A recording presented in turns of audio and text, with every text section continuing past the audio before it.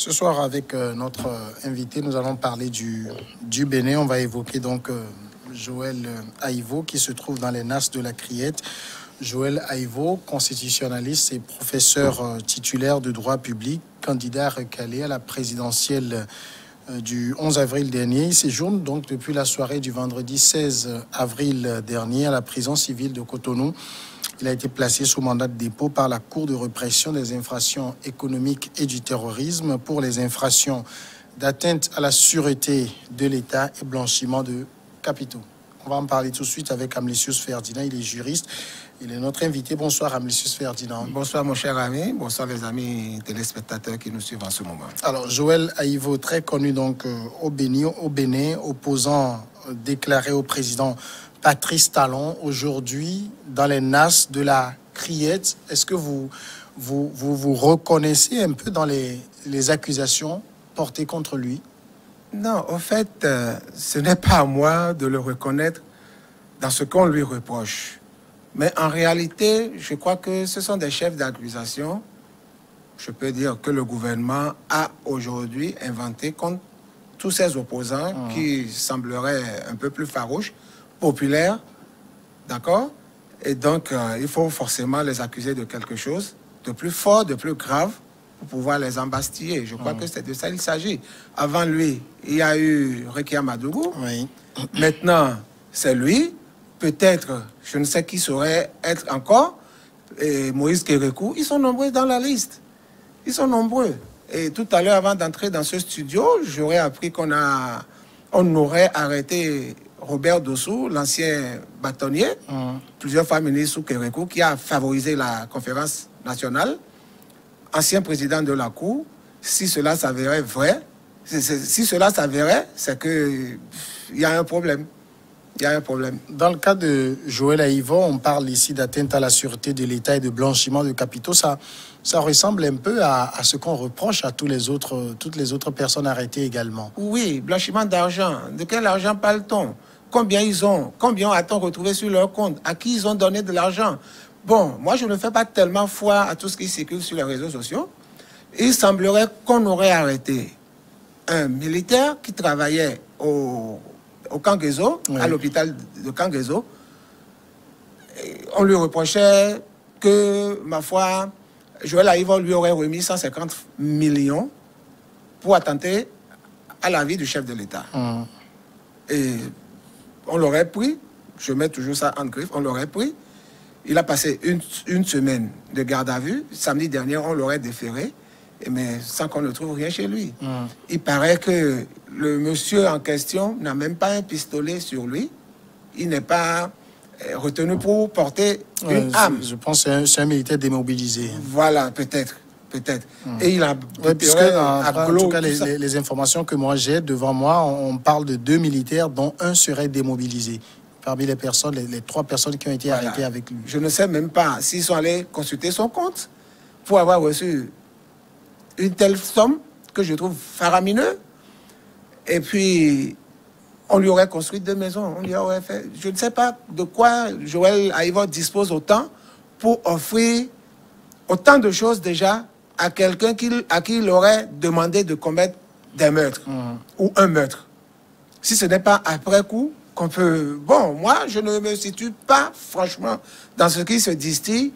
Vivement que le chef d'accusation soit réellement dit par le procureur de la Criette pour qu'on sache de quoi il est question. Parce qu'il fait souvent un point de presse pour dire, voilà, tel monsieur, on lui reproche telle chose. Bon, leur reproche, en fait, c'est déjà comme s'ils étaient déjà condamnés. Voilà. Alors aujourd'hui, la Criette est quand même un peu cette cour qui finalement, avec les hommes politiques, on a l'impression que surtout de l'opposition, c'est l'étendard. Hein. En tout cas, qu'est-ce que j'allais dire? C'est un peu ce bâton qu'on agite pour mettre la classe politique de l'opposition au pas aujourd'hui. Oui, on l'avait décrié au départ. On l'avait décrié, tout le monde savait déjà que c'était l'épouvantail créé de toutes pièces pour faire peur, pour faire taire.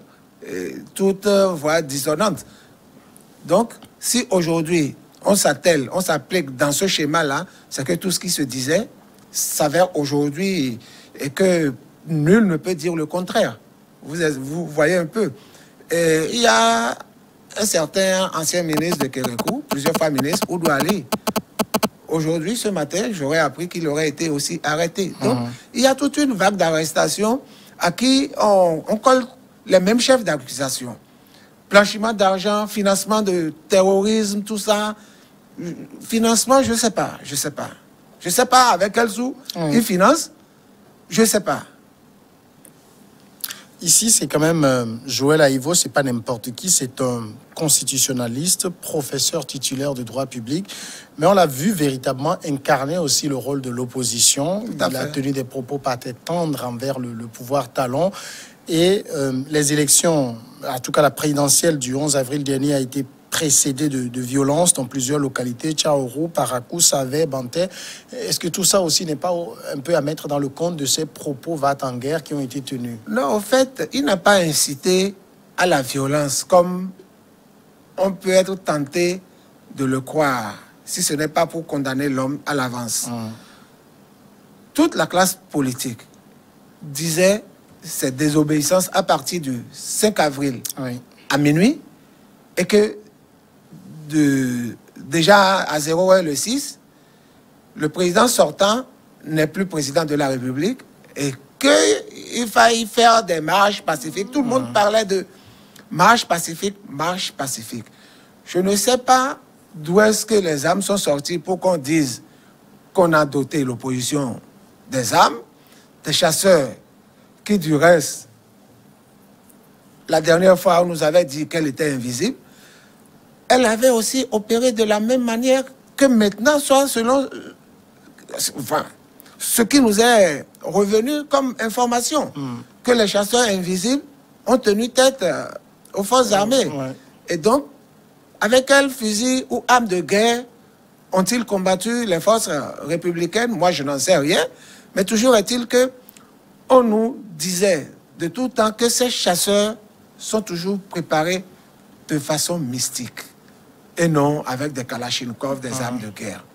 Et donc, bon, vu ce qui s'est passé, on a vu des images sur les chaînes internationales et tout, il y a quand même eu tir à balles réelles sur les populations. Aujourd'hui, personne ne peut nier ça. Les vidéos existent. Et donc, c'est pas du cinéma. Il y a également eu beaucoup de militaires qui ont été blessés. On a vu le président Talon lui-même aller au chevet. Oui, c'est vrai qu'il y a eu beaucoup de... Des observateurs internationaux sont également allés visiter des militaires blessés. Tout à fait. Il y a eu ça, réellement. Donc, au cours de leur accrochage, je ne sais comment cela s'est passé. Les blessures qu'ils ont eues, est-ce que c'est par balle? Est-ce que c'est par les manchettes? On ne nous a pas dit. Si c'était par balle, on pouvait mieux juger. Si c'était que par des manchettes ou bien des bâtons... Tout ça, on allait voir. Vous comprenez? Et donc, il faut voir pour pouvoir apprécier. Absolument. Donc, on taxe l'opposition d'avoir armé les chasseurs, de combattre les forces républicaines. Bon, ceci étant, il faut faire l'état des lieux pour savoir ce qui est. Mais il y a forcément quelqu'un qui est responsable de toutes ces violences-là. Et ce quelqu'un, ce n'est pas Patrice Talon, ce n'est pas dans son camp. Il y a des gens qui ont incité à ces violences. Oui, au fait, on dit, c'est pas là où vous trébuchez qu'il faut voir la chute, mais de là où vous avez commencé. D'accord? Et si on en est arrivé là aujourd'hui, la classe politique taxe le président Talon de celui-là qui ne veut pas laisser la compétition ouverte. Tout est parti de là.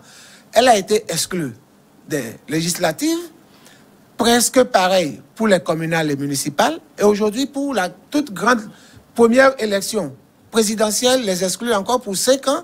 5 ans, c'est quand même la vie d'une nation qui est mise en jeu. Et donc, autant ouvrir la compétition. Si Jean gagne, on saura que c'est Jean, on le félicite. Si c'est Paul qui gagne, ou si c'est Patrice lui-même qui remporte encore sa victoire à haut les mains, on l'applaudit et on lui dit bonne suite. Mais pour ceci, cela n'a pas été le cas. On a vu, je ne sais pas s'il y a une presse internationale, soit-elle, qui aurait bien apprécié la valeur de ces deux duos qui étaient face à Talon. On ne les connaissait pas. Et figure-toi, il y a eu un dont les bulletins nuls ou invalidés faisaient le double du score que ce duo-là a eu. Les bulletins invalidés faisaient 111 000 et quelques. Oui. Voilà, vous êtes au courant. Oui. Alors que ce duo-là avait 56 000 voix. Non, quand même, ça, est-ce que c'est vraiment des candidats qui se sont jetés dans la danse pour... Dans tout ce Bénin-là, ils n'ont eu que 56 000. Oh non, quand même. Faut jugez-vous vous-même. Jugez-vous en vous-même. On aurait pu laisser l'élection libre, ouverte. Quelqu'un peut vouloir tricher. C'est son droit le plus absolu. Encore que la tricherie fait partie des élections. Des petits jeux font partie des élections. Et donc, chacun use de ses moyens de bord, mais en n'éliminant pas d'office, du coup, la compétition. C'est un peu ça qui a conduit à ce genre de violence. Oui, mais c'est ce que je dis. Et le président Talon, lorsqu'il rendait visite le 13 avril dernier à ces militaires et policiers qui ont été blessés, il avait condamné ces violences et il s'est dit déterminé à faire en sorte que les instigateurs, je prends ces mots, de ces crimes puissent répondre de leur acte devant la justice. Et donc, est-ce que ce n'est pas ces gens qu'on est en train de débusquer ainsi? Les instigateurs... Parce que vous conviendrez que Joël Aïvo, le professeur, jusqu'ici, n'a pas été inquiété. Aïvo a été inquiété. Il n'a pas été arrêté avant les élections, je veux dire. Non, justement. Jusque-là... Ça aurait été trop dur encore si on se mettait à arrêter tout le monde. Parce qu'il y a une vague d'arrestation qui va se poursuivre. Hein. Il y a une vague, toute une liste qui sera... Il y a des gens sur toute une liste qui seront arrêtés. Vous parlez comme si vous connaissiez déjà la liste. Mais non, ce n'est pas que je connais la liste, mais à voir le train des choses. On ne va pas s'arrêter que sur Joël Aïvo. En entrant dans ce studio, on m'a parlé déjà de l'ancien président de la Cour constitutionnelle, Robert Dossou. Si cela était vrai, ça veut dire que tous ceux qui ont eu à parler en mal de Talon seront arrêtés. C'est-à-dire dire que son mandat finit vraiment le 5 avril et qu'il n'y a pas de prolongation de 45 jours qui puisse exister, que c'est anticonstitutionnel. On peut dire que tout est parti de là. Dire qu'il devient illégitime, le pouvoir sera vacant, c'est ça qui nous a conduit à toutes ces... Bon, je ne sais pas si c'est des extrémités, il faut les appeler. Oui. C'est ça qui nous a conduit à cela. Oui, mais dans ce cas, c'est celui qui a dit ces propos, des propos qui ont incité les gens à sortir, à manifester parfois violemment, qui est coupable.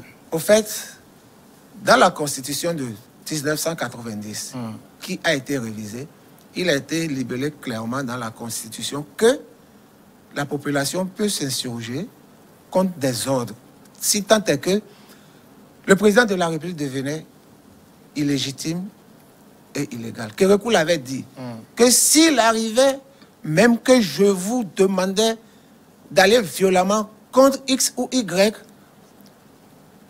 en attentant ainsi à son intégrité physique et physiologique, vous pouvez ne pas suivre mes ordres. Vous pouvez me désobéir et vous aurez raison parce que vous aurez appliqué la Constitution. Et donc, l'insurrection dont on parle, populaire, ça existe dans la Constitution, qu'on peut s'insurger de façon populaire. Mais pas violente. C'est la violence qui s'en est suivie, on a cassé des choses. Vous savez, il y a toujours des badauds dans une troupe. Si cela avait été canalisé réellement sous une tutelle de quelqu'un, je crois qu'on n'en serait pas arrivé là. Vous savez, dans une foule... Que la violence était spontanée?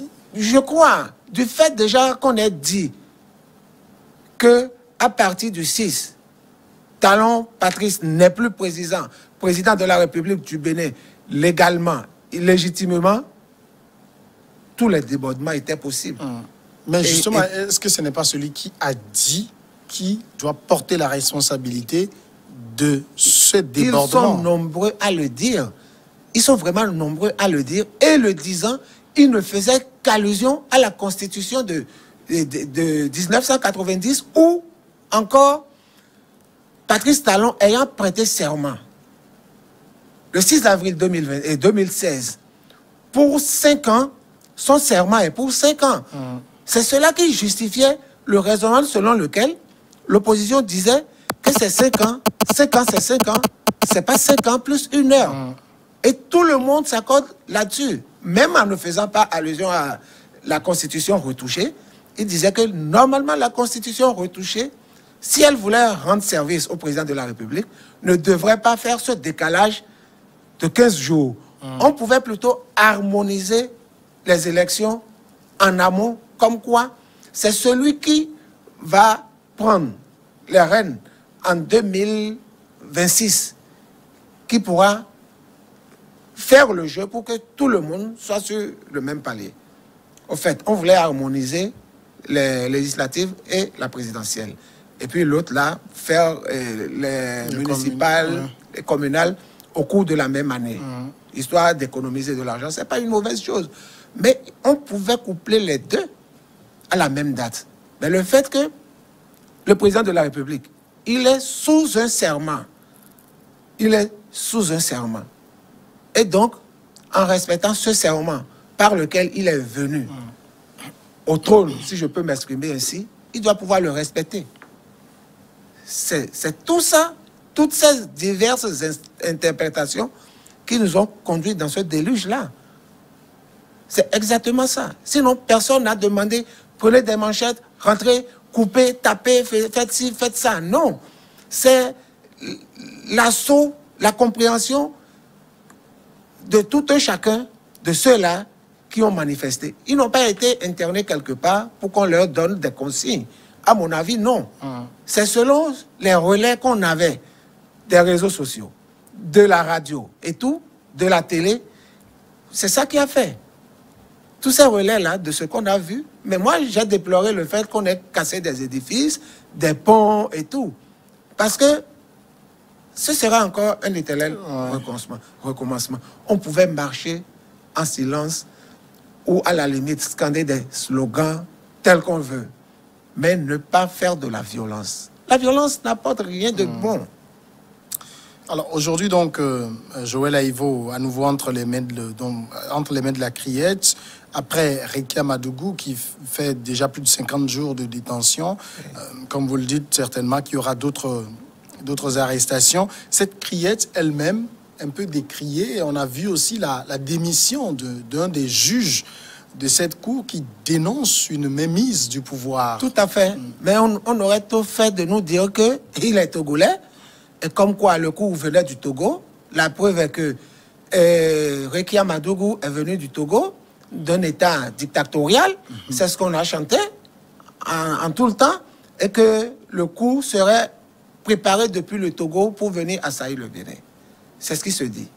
Et qu'elle a bénéficié des soutiens extérieurs. Je n'ose pas appeler le nom de quoi que ce soit, mais c'est un peu ça. C'est un peu ça. Mais avant Joël Aïvo, peut-être que pour vous, vous ne le savez pas, il y a eu Tameyon qu'on a arrêté avant les élections. Il y a un autre médecin, Montonji, qu'on a arrêté. Et il y a eu d'autres. Il y a le fils de l'exilé Valentin Djenoté, son fils Eli, un médecin, qui est juste venu en congé de 2 semaines, m'a-t-on dit, et malheureusement, il s'est retrouvé à la mauvaise place, au mauvais moment, et croupit en prison, là, à Vida, aujourd'hui. Il y a toute une liste. Je ne peux pas garder ça en tête parce que moi, je dois faire du vide dans ma tête pour d'autres choses. Ils sont au moins une vingtaine ou une trentaine qui ont été appréhendés, même avant les élections. Et après les élections, eu égard à tout ce qui s'est passé, les écrans ont montré, il y a même des policiers qui filmaient les scènes. Tout ça, c'est pour les rechercher et les arrêter. Ils n'auraient pas dû aller à la violence, faire des marches pacifiques, ne rien casser. Et peut-être qu'on n'en serait pas là aujourd'hui. En tout cas, aujourd'hui, le président Patrice Talon, lui, il a quand même réussi son pari. Il a son second mandat et de fort belle manière. Oui. 86%, sur ce point, c'est un peu du jamais vu dans l'histoire du Bénin. Sur ce point, je n'aurais pas aimé épiloguer, mais néanmoins, je place un petit mot. Un petit mot parce que ceux en face de qui il était, c'était pas... C'est du menu feuilletin. Pire que ça, c'est des feuilles mortes. Exactement, c'est des feuilles mortes. Parce que même moi, devant ceux-là, j'aurais fait chaos. Même moi, devant ceux-là qui étaient déjà vomis par le peuple, parce qu'ils ont essayé de contourner de la pire des manières les choses. Je veux parler des deux duos en face de Talon. Quelqu'un d'autre, un sous-fif devant ces deux duos-là, allait les gagner KO. Ça, c'était une évidence. On pouvait dire qu'il y a eu match. Si tant est que ne serait qu'un candidat de l'opposition de belle carrure était face à Talon, et il faisait même un KO de 51%. On allait acclamer, on allait dire oui. Mais écoutez, si tant est que toutes les œuvres de Talon, dont la mouvance se gonfle la poitrine, étaient des œuvres salvatrices pour le Bénin, pourquoi alors ne pas être sûr de ces résultats sur le terrain qui sont évidents? Et de ce fait, être sûr donc que le peuple est avec lui et qu'il sera réélu. On a préféré visser, parce que connaissant le peuple béninois, d'aucuns disent qu'il n'irait même pas au second tour si on avait ouvert le jeu. D'aucuns le disent. Ce n'est pas moi mon analyse, parce que je ne suis pas un analyste politique. Donc c'est un peu ça. Face à ceux-là, moi j'avais même dit un KO de 90%. Ils sont allés plus bas. Parce qu'ils ne pesaient rien, même pas une feuille morte. Donc, comprenez, quelqu'un qui a un score de 56 000 pour des électeurs de... Bon, finalement, je ne sais pas s'ils se sont entendus sur le nombre de participants, parce que les OSC disaient que ce n'est pas plus de 25%, mais après, la Sénat de tous les miracles a donné 50, a dit que c'est 50, et quelques. Je suis sûr que la Cour constitutionnelle ira encore en crescendo pour dire, bon, voilà. Sinon, combien était-il? Ça fait moins de la moitié des participants. Le taux d'abstention dépassait largement, je dis bien largement, le taux de ceux qui ont participé à ces élections. Et comme dans la Constitution, il n'est pas dit qu'il faut un seuil de validité. Un seuil de validité, tout le monde se permet la même chose. Et tout le monde se permet toute légèreté. Et même si c'est une seule personne qui va voter pour toi, et tu es élu. C'est un peu ça. Alors, Patrice Talon, donc, comme je le dis, installé, confirmé, donc, pour un second mandat. Vous pensez qu'il lui faut désormais ouvrir un dialogue pour apaiser le pays? Je crois que ça devrait être ça. Après qu'il ait gagné, il n'y a plus rien. Après qu'il ait gagné, je crois qu'il faut apaiser tout le monde. Écoutez, je suis le président de vous tous. Que vous soyez content, d'accord avec moi ou pas, je m'impose à vous. Attendez 5 ans. Lorsque j'aurai fini mon deuxième et dernier mandat, je partirai.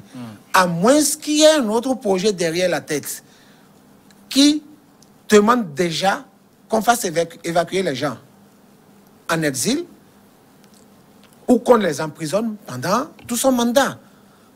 Sinon, s'il n'y avait pas ça, je ne dis pas que c'est ça, c'est ma petite analyse que je suis en train de faire. Appelez tout le monde, écoutez, vous n'avez pas eu raison, je n'ai pas eu totalement tort, on est les fils d'un même pays, vous, ce que vous pouvez faire pour que le Bénin marche, c'est le Bénin qui gagne, c'est l'Afrique qui évolue et tout, ça aurait été ça, que de mettre maintenant dans le cœur des Béninois toute cette rancœur-là, qui, ma foi, ne va pas générer une bonne issue. Ne va pas générer une bonne issue. Est-ce que l'opposition elle-même, elle est prête à ce genre de scénario?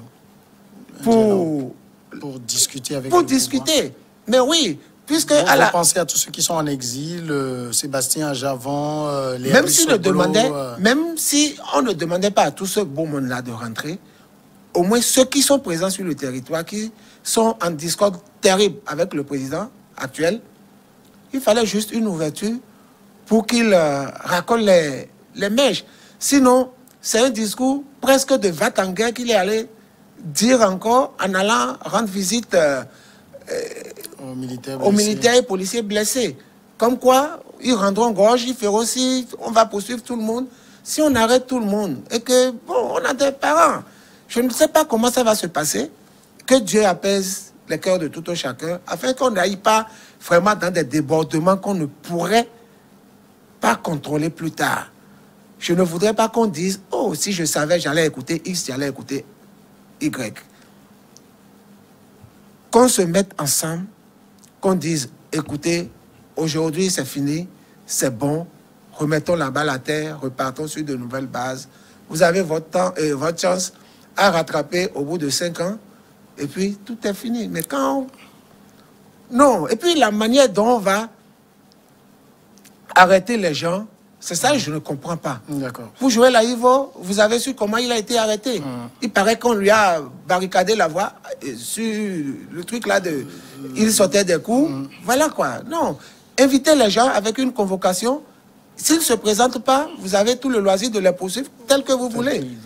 C'est un peu ça. Amlicius Ferdinand, merci d'être passé répondre à nos questions. Je vous en prie. Merci à vous. Merci beaucoup. On va marquer maintenant tout de suite la pause et on suit le journal et regards croisés après.